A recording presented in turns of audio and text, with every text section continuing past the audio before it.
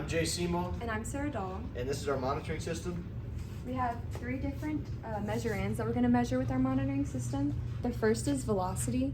We're using two sets of two different lasers and then two different IR receivers.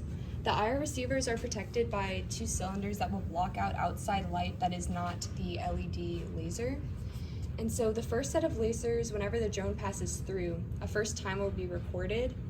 And then whenever it passes through the second set of lasers, a second time will be recorded.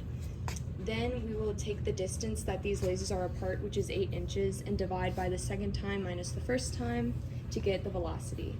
The other two sensors that we have is this ultrasonic sensor, and whenever the drone passes through, the height away from the ultrasonic sensor will be recorded.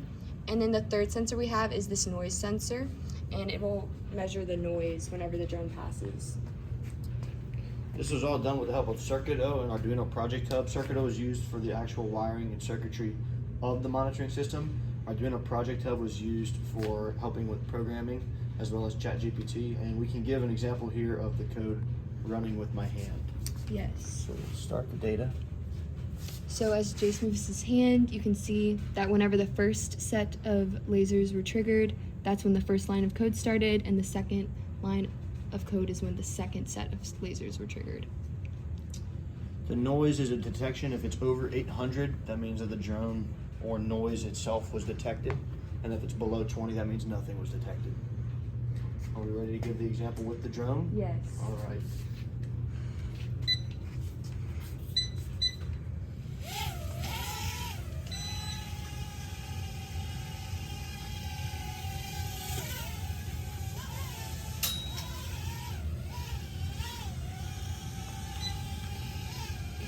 We'll go for one more here.